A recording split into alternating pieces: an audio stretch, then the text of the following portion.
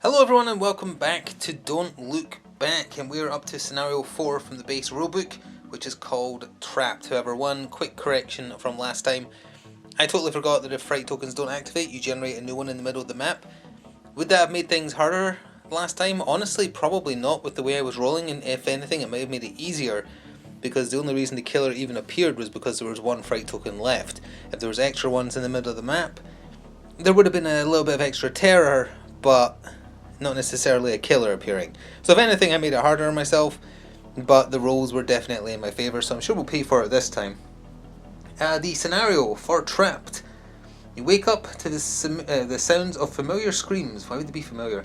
Familiar screams deep in the woods. As you head out to find your friend, you quickly notice the undergrowth is littered with rusting animal traps.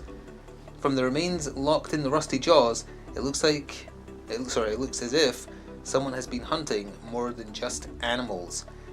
So the scenario for this one is that one of our intrepid group went out in the middle of the night alone, as you do in horror movies, got themselves stuck in a bear trap, and we have to go and rescue them, and there's bear traps everywhere, which we'll cover when we do the scenario rules.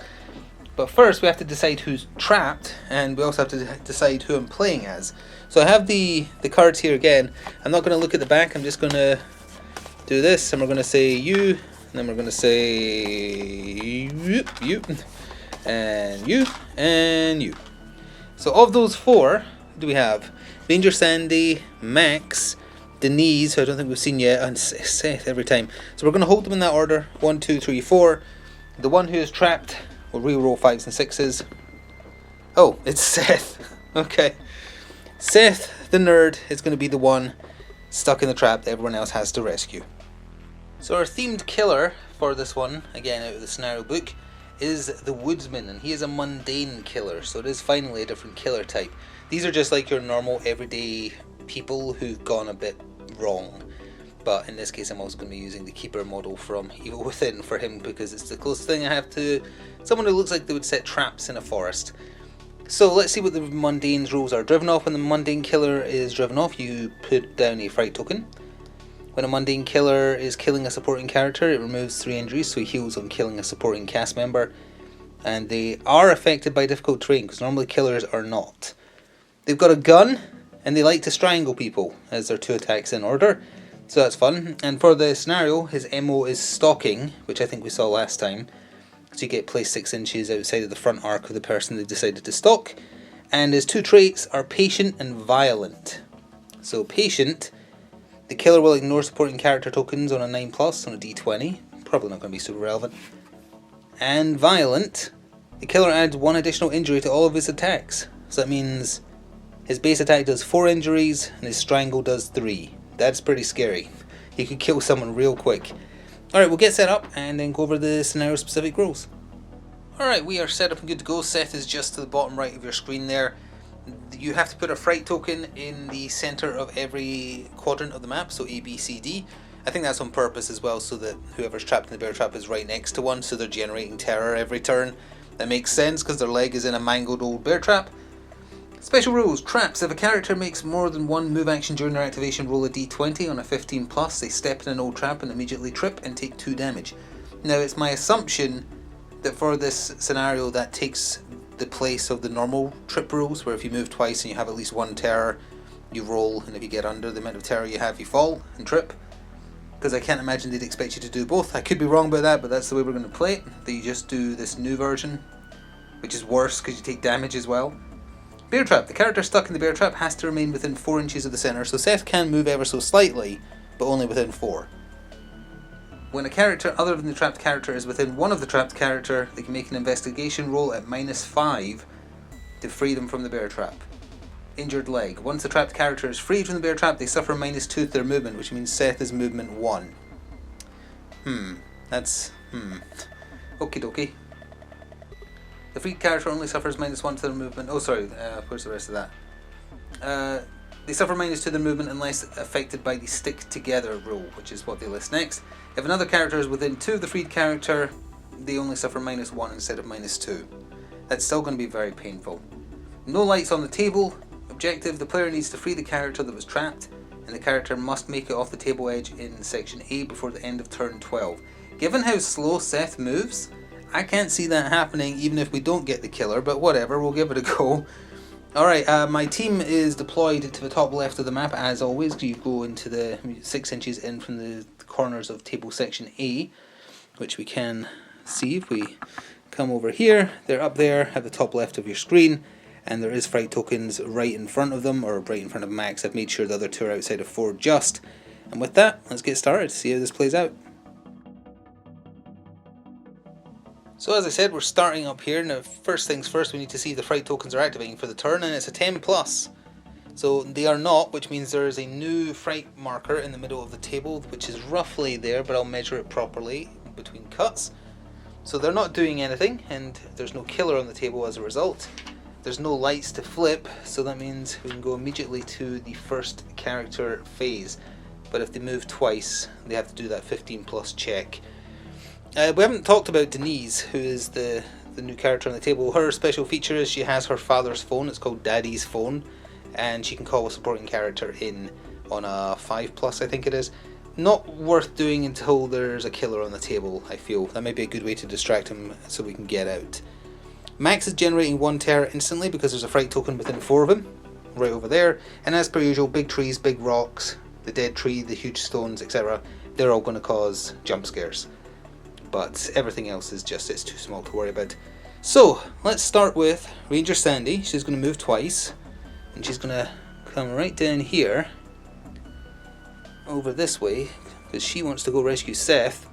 And she's within 2 of that big tree, so let me just get the jump scare table, which is, should learn to use the back where everything is categorized. Here we are. The jump scare result on a D10 for the tree. That's a 1. Is that good or bad? Oh, that's really bad. Okay. Lunge. Place the killer in base to base with the character and make an attack with attack number 2. So that's the strangle. He was hiding behind the tree the whole time. He jumps out. Poor Ranger Sandy. So we'll do his attack number 2 in a second. If the killer is already in base to base, nope, that doesn't apply. If the killer is in a light token, nope, doesn't apply. If the killer is placed but not attacked, nope. Any range attacks can still, nope, we're good. He's just going to strangle Ranger Sandy. Mundane killers will attack the target in base to base with them with the most terror points. Combat 15, damage 2. Although his violent roll makes it do 3. Okay. She has no fear on her, so it's just a straight roll off the table. So we're not going to count that. And that is a 14. Hang on. I've forgotten if they need to get higher or lower for the killer because we do it so infrequently. The killer phase. Let's see. In order to determine equal to or less than the appropriate amount. And that means when it rolled off the table it would have been a miss. He hit her for 3 damage. Or rather, he strangled her for 3 damage. Let's hope it doesn't continue or some tentacles are going to come out that box he has for her face. Well, that's a problem. Maybe it is time to call for help on Denise's phone. Give me a second to look at how that works. Alright, I've looked into it, and also Denise's other special rule is called Debutante. It lets her, if she's in base to base with the killer, switch places with someone who isn't, which is pretty mean. She has 2 batteries on her phone, so that means twice a game she can try and call for help, and then you place a supporting character anywhere in the board section she's in. But you need a 6 plus on a D20 and it's a quick action. So she's going to go. She's going to use one of her quick actions to do just that. Did I remember to roll to see if she tripped? I don't think I did I? She did get it, so I'm going to place a supporting character. Let's go for the businessman. I'm going to place him right there. And then, unless, because this is a mundane killer, they have a chance to ignore supporting characters. Normally, the killer always goes after supporting characters. Ideally, I'll go after him and buy us time. Yeah, I don't think I checked to see if Ranger Sandy tripped when she not even tripped. If she got stuck in a bear trap for the scenario rolls when she double moves. Let me just double check the rules for that, because we're going to need to do it a lot in this mission. So to see if they're trapped, you have to, it's a 15 plus on a D20. She did in fact fall and trip, which means, oh no, that means she would have taken 1+1 damage from the killer attacking her because she was tripped, and she takes 2 damage from the fall, so that's 3 more damage. She's at 6 of her 10 health already. That's not good. Oh, I hope the supporting character distracts well enough. For Denise's other action, she's moving. She's movement 4. She's only moving once, so that means she doesn't need to roll to see if she gets stuck in a bear trap. She is going to generate some terror as soon as she starts her next activation because she's right next to a fright token, but what can you do? And then Max is going to double move 8 in total and run away from the killer. Ranger Sandy is going to take one for the team. Does he trip and hurt himself in an old bear trap? No, he is good. Oh, I still get to do something with Seth though. So Seth immediately generates terror because he's, well, 1, he's in a bear trap, but 2, a fright marker starts right next to him. He's only allowed to move up to 4 inches away from the center because I guess he's on a chain. But he's also limited by the injury itself, so presumably he can only move 1 technically. Although I don't know if that applies until after he's freed, but either way, he's just going to move 1 in this general direction, and he's calling for help. In the meantime, Ranger Sandy is being murdered, and that's the end of battle round 1. This is the exact opposite of last time where everything went my way. Alright, top of round 2, everything already going horribly wrong. Honestly, things started going wrong the second it was Seth stuck in that trap. Anyway, battle round 2, turn 2, 6+, fright tokens do something. No, so that means there is another one generated in the middle of the map. It's just going to be right on top of the one that exists. I'll put it down between takes. Then we move on to generating. Nope, done that. Killer's already on the table, done that. We're in the killer phase. He's already placed, however, mundane killers ignore supporting characters on a... Oh, sorry, it's his patient trait that's doing it. A d20 roll of a 9+. He is ignoring the supporting character.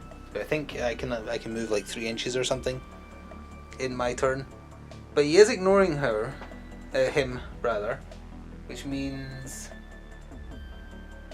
he just wants to be after the character who's the furthest from table section 8. So honestly, I think that is currently a draw between Ranger Sandy and Max. He's engaged, so he's just going to attack her. So he starts with a gunshot, as you do. I presume you're allowed to use it in base to base. This attack can be used when the killer's in base to base. Oh good, it actually tells you. And it requires a 12 or less. And he got it.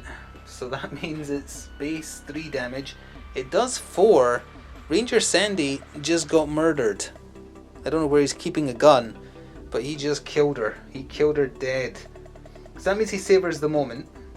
Does he have any special rules regarding that? He's not driven off. Savoring the moment is different. Nope, when the killer deals enough injuries for a character to fall victim, the killer is removed from the table to savor the moment and begins stalking a new target. He wanders off back into the trees, for now. Lovely. Return the killer to the table next turn using its MO. A killer removed by savor the moment can still be placed on the table with actions like lunge and it's here, i.e. jump scare and fright token results. Ranger Sandy, we hardly knew you. You're already dead.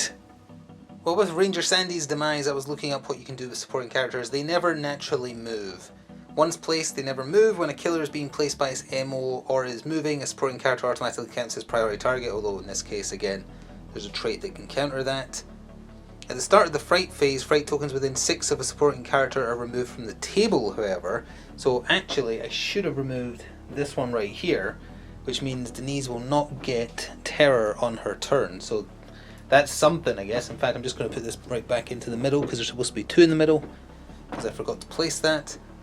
Supporting characters can only receive 3 injuries or 3 terror before they're removed from the table.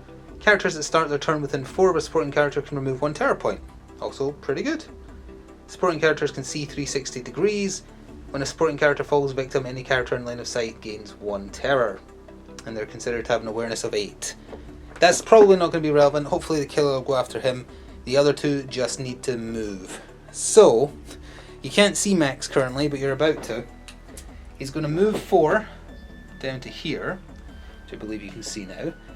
And he is going to move again, but he's going to hop the wall, so that halves his movement. So he's only going to go 2. And he's going to go here. Now, he isn't quite within for a jump scare there, but he is going to get more terror thanks to those fright markers. However, did he get bear trapped? 15 plus. He did not. It was a 7. That wasn't on camera. And then Denise, she also needs to double move and catch up now that the killer started actually doing something for a change. So she's going to double move over here. We're going to do the trip check first, but then she is going to need to jump scare. She is fine on a 2. And then come around here for the jump scare table at the back of the book. A quick reference. Jump scares. 3. Flip all light tokens within 12. There is no light tokens. I think that's it, besides moving Seth another inch. Very important at this moment, get caught on camera. There. He's done.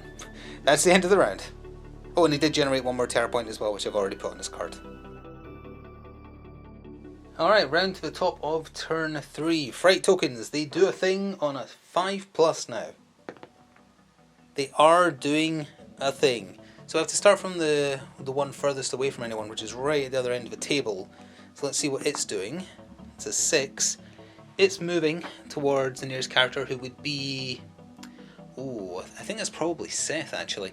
And then the next nearest, or furthest rather, is out of line of sight behind this tree. You can just sort of see on your right here. That's also moving 6 inches towards the closest character, which would be Denise. Then the one at Seth, 2. Did you hear that? Remove the token and flip all lights. Well, that's handy for Seth. It's another fright token off the map. And then the 2 in the centre right next to Max, first one. That moves 6 towards him, so it's going to be base to base. Other one, that's also a move base to base. So these 2 here are just right there at him. I'll move the other 2 off camera, and then we'll go to the killer phase. Alright, tokens moved. The one that you can just sort of see up there, Max was actually the closest character, not Seth, so I was wrong about that one. So the killer comes back onto the table after savouring the kill, and normally he would immediately go after the supporting character, but presumably that trait kicks in, so he might not, on a 9+. He does! Wait, that's a 9+. Hang on a second. Okay, there is a line on it. I was like, hang on, which one is the 6 and which one is the 9? It is indeed the 9, so he ignores the supporting character, which means his normal MO kicks in, which is stalking. 6 inches out of the front arc of the character furthest from the centre of board section A. Wouldn't that be Seth? There's no rule that says he doesn't target the person in the bear trap, which is very unfortunate. Furthest from the centre of board section A. Yeah, you would think there'd be a rule that says the killer doesn't go after the person trapped. He's going after Seth. He's appearing behind Seth, I think. He's emerging from a tree behind Seth, which I'm aware you can't see currently. And he's going to get to him, because there's no way he's not making it in a basic move. 6 inches is good enough. So I will move the camera in recording. We'll come round here very gently. The killer is behind the tree there. He had 6 inches of movement. Hello, Seth. If Seth dies, we instantly lose, although I guess we'll kind of play out to see whether or not Max and Denise can run away. So he's going to shoot poor Seth, because trapping his leg in a bear trap wasn't good enough. It's a 12+ required for that one, or sorry, a 12 or less. I keep forgetting, because half the game is higher than, and half the game is lower than. On a result that is equal to or less. Yes, so lower is better. Pardon me, which means he's just shot Seth for 4 blood. Sorry, I let my Batman parlance come in. Well, 4 wounds of the 10 he's allowed to take. So let's do that, and then he strangles him, as you do. That's definitely good enough, I think. Oh, actually, no, it's not. Combat 15, and Seth has 2 terror. Does that make the skill roll easier? He gets extra movement for each point of terror they have. No, I don't think it makes their actual skill check better. So he's safe. He didn't get strangled, but he did get a gunshot wound. Joy. Well, this is all going pear-shaped. We'll activate Max, and he will move 8 inches. Ignoring the... well, he generated 2 terror from those being there, so that's him up to 3. Let me just do that while I'm remembering. There we go. 3 terror. And he is going to double move. He's going to try and get to Seth. He's behind the tree. I know that's annoying. So we've got to first of all check to see whether or not he trips when he disappears behind the tree. He did not. And then we need to do a jump scare for the trees next to... a 4 on the jump scare table, I think, is nothing basically. Flip all light tokens. Yeah, it does nothing. Denise is going to move once, which unfortunately means she's going to have to half her movement, because she's going to get just over the Actually no. She's just going to have to walk up to the wall there. She's also going to generate a 2 fright on herself. She's going to use her other battery to try and call in another supporting character, because it's my only chance. So, on a 6+, she rolled a 5. I don't believe it. No other help is on the table. That's a problem. And it is a quick action, whether it passes or fails. Done for the turn. Oof. Well, the horror continues in battle round 4, and on the 4+, the fright tokens will do things. That is a 10, even though it says 0, it is a 10. So they are doing stuff. The furthest one away from anybody is top right, behind this tree. The 4 is 6 inches towards the closest character. It's basically going to be in base to base with Max, who's also behind this tree. Next would be the one behind Denise. That's exactly the same. It's going to be in base to base with her. And then the 2 that are next to her, 7. That's still moved towards. 48 is moved towards. That's a 9. So hang on, one of them is moving towards her. 9 is the other one though. It's here. Conjure the killer. If the killer is already conjured, check to see if it is stalking or enraged. Doesn't he just stalk by default? Let me check. So as far as I can tell, despite having the stalking MO, that doesn't make a difference regarding the stalking or enraged rule. If I'm wrong about that, apologies. But it apparently is just the normal rule of you roll to see if you get equal to or less than the killer's current injuries. And if you get that, he stalks because he's hurt. But unfortunately, we've done no damage to him, so he is enraged. So he crits on a 1, 2, or a 3 instead of just a 1. So there's that. That's the fright phase, and now we go to the killer phase, and I think Seth is about to die, which means we're going to lose, unless he gets exceptionally lucky with these 2 rolls. Oh, actually no, we have to check to see if the killer ignores the supporting cast character, even though he's across the map, which doesn't make much sense. I think you have to check.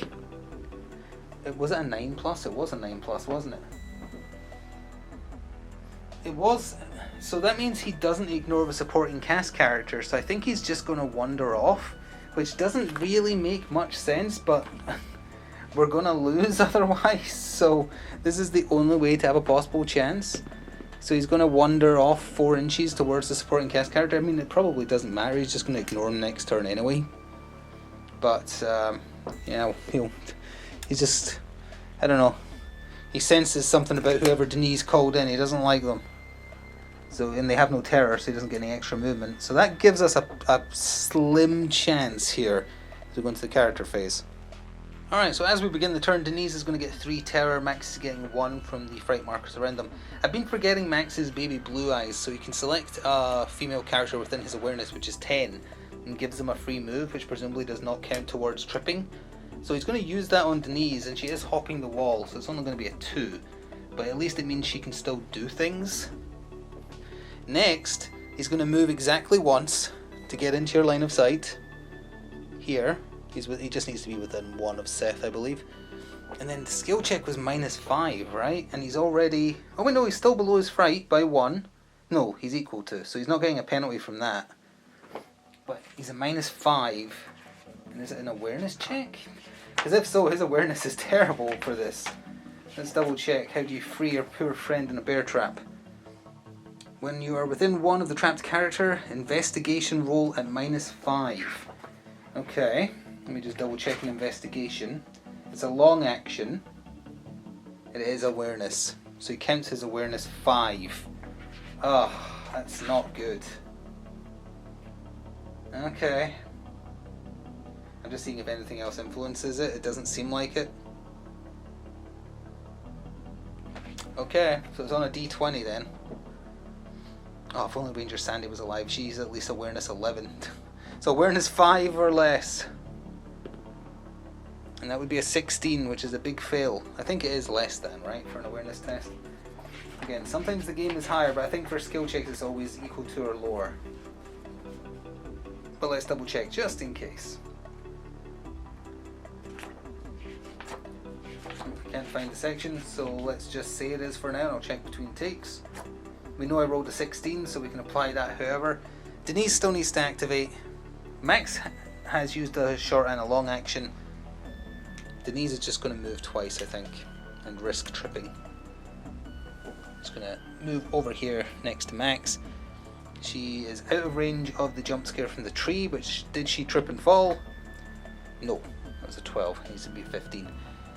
Alright, so all said and done, that's their turn, unless it was supposed to be a higher than roll, but we'll cover that in a second. So, turn 5 on a 3+. The fright markers do something. Yep, indeed they are. And it is, skill checks are always equal to or lower than. So, let's see, there's 3 markers, and then there's one next to Denise behind that tree there. So this is the furthest away one.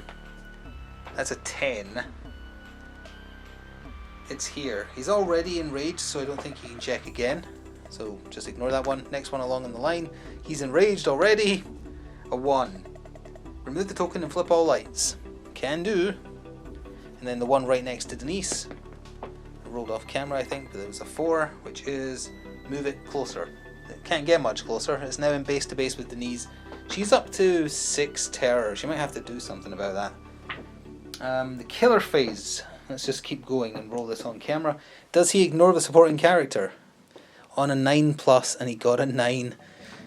Ooh, okay, now I need to check his MO then.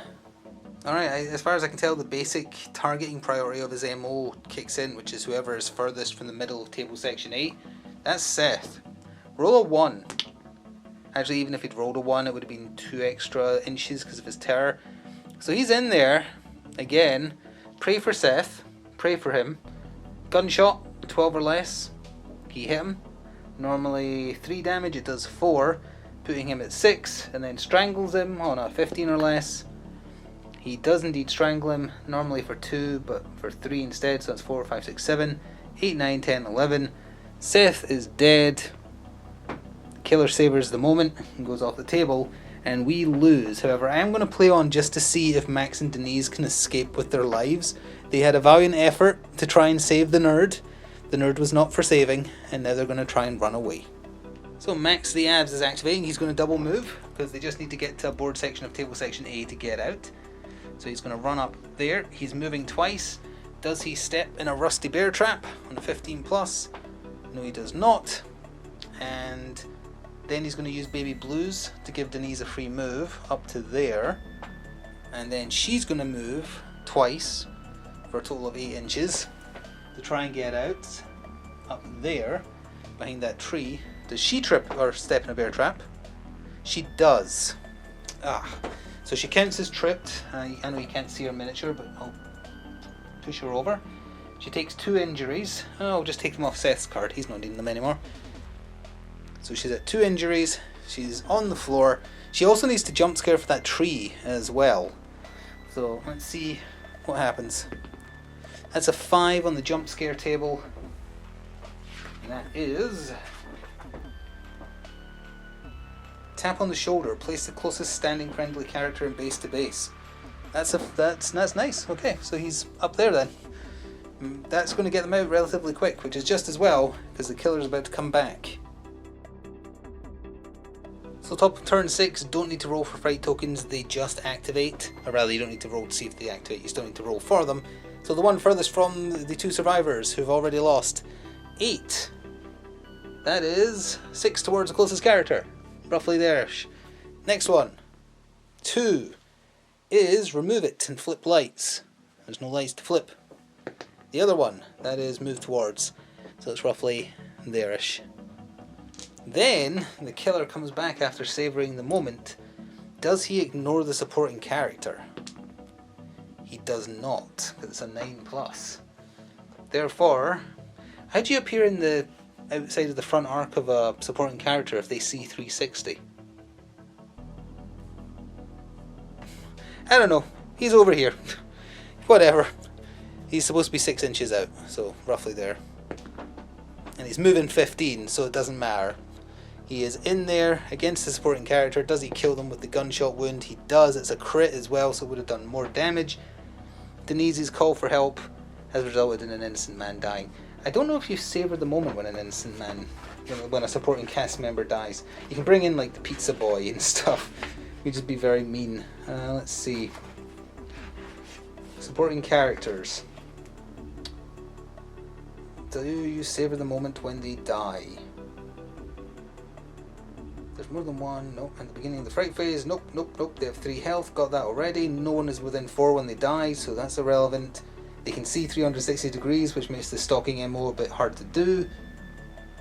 It doesn't say they don't, but it doesn't say they do. They killed someone, so I'm going to assume they savor the moment.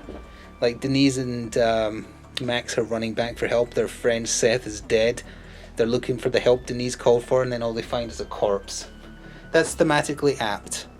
So Max is going to activate first. There's a fright token within 4 of him, so he's up to 5 terror. Which is fine. That's, well, fine at this point. He's going to double move 8 inches to let you see him from behind that tree. He's going to move here. Next turn he might be able to get out. Actually, those rocks are in the way. He might need another turn. Does he step in a rusty bear trap? No, he does not. He's going to use... Oh, how do you... Do baby blues work if the target of the baby blues is like face down in the dirt? I don't know. Although the image of her crawling after him because she finds him attractive on the ground like this is hilarious to me. So let's just say Denise did that. She wants to be with him. And then speaking of, she'll stand up, which is an action, and then she'll say hello to Max and move 4 this way. Roughly there. So she technically only moved once, so she doesn't need to check for anything. Oh, she generated another terror as well though. She's getting dangerously high terror wise. She's on 7. They're not going to need to do skill checks, but she is getting kind of close to dying.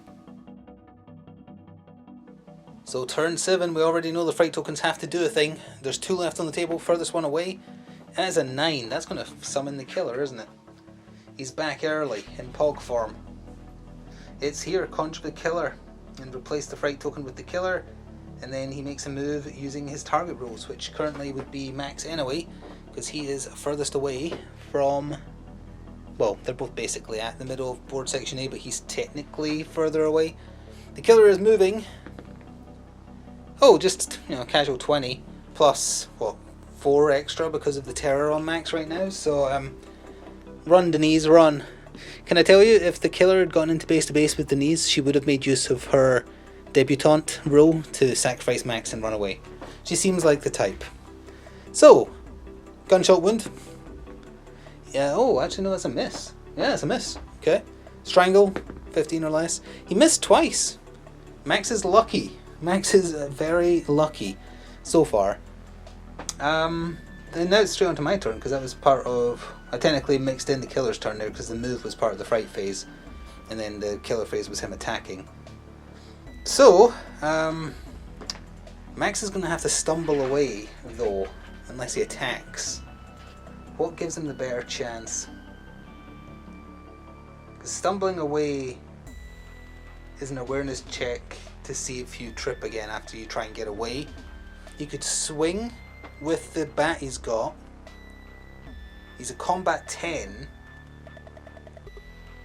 And I don't think that gets a negative applied based on your terror or anything. And if he hits them well enough, he knocks the killer away. If the killer has any injuries, no, they have to be injured, he's going to have to walk away. He's going to stumble away 2 inches. And then see if he falls, so 10 or less. Although, how many is he over his fright? He's not, he's equal to his fright, so it is just 10 or less. Nope, he falls again. Blah. Or rather, he trips because he fell. He takes 1... He trips because he fell? He fell because he tripped. He takes 1 injury from falling flat on his face. Let's see, could he just stand up as his other action? Because he's not allowed to move. Because stumbling away is a quick action. So yeah, his other quick action is he'll stand up. Oops, sorry, as I hit the camera. He'll use Baby Blues to give Denise like a 2-inch move. And then she'll run away. She will run as far as her legs can carry her, which is 8 inches, because she is scared. That does not quite get her off the map. She's right in the corner, just out of line of sight. To turn a little bit. She needs 1 more turn to get out. Also, did she step in a bear trap? 15 plus. She did not. She got lucky. Okay. Well, Max may not make it out, but Denise might. So turn 8, the final turn probably, one way or the other. What does the one fright token on the map do? Did you hear that? Remove the token. The killer's already on the table, so I don't think it can become the killer. So presumably it just goes away, and then if there was another turn it would generate 2 new tokens. The killer phase, he's walking towards Max. Easily reaches him. Hello to you. Gunshot. 15... No, not good enough, it's 12. 15 or less on the strangle though. You got a 6 or a 9. Oh, that is a 9. So normally a strangle would do 2, but because of his special rule or trait, he strangles him for 3. Just a casual 3 strangle. It's max on 4 damage. Denise is walking off the table. You don't need to see her. She's doing a single walk, and she is out of there to call her father to come pick her up because she's not having any fun anymore. Max though, he's going to stumble away for 2. Does he trip? Yeah, you better believe he does. And then he stands right back up as his other action. Let's just keep rolling. There's no fright tokens. I would technically generate more elsewhere in the map, but it doesn't matter. Killer phase. He's in there. And then 12 or less on a gunshot. Yep. So that's up to 4. He's got 2 health left. The strangle could kill him. It's a crit. He turns, thinking he's brave. The keeper opens up his safe face and the tentacles come out and just bleh. And with that, Denise is the sole survivor. She doesn't get to be a final girl though. So that was the polar opposite from last time, with the killer appearing super early and just claiming lives almost every turn. I do feel like the scenario booklet needs to have a rule, assuming it's not meant to be this way, specifying that the person trapped in the bear trap can't be targeted by an MO, because Seth is the furthest from table section A, so he would be the one, and he generates terror every turn because he's next to a fright token. So the killer wouldn't not go after him with how they've got it set up. And with how slow your characters are, you're not going to get there in time to make a massive difference. So that seems like an oversight to me, assuming everything was done correctly. Fun though, it's fun when the killer appears and murders everyone. On that note, next time, oh, I don't have the book ready. What are we doing next time? Scenario 5. Scenario 5 of the 6 in the base book.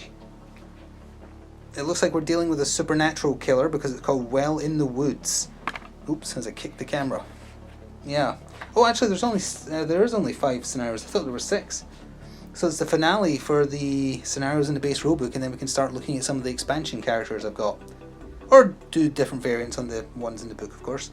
But yeah, we'll be going and trying to put What's-Her-Face back in the well next time. I don't really have an apt model for that, but whatever, we'll make something work. The killer is called The Living Curse. Come back next time for that. Thank you for watching Don't Look Back, and I'll see you next time. Ta-ta for now.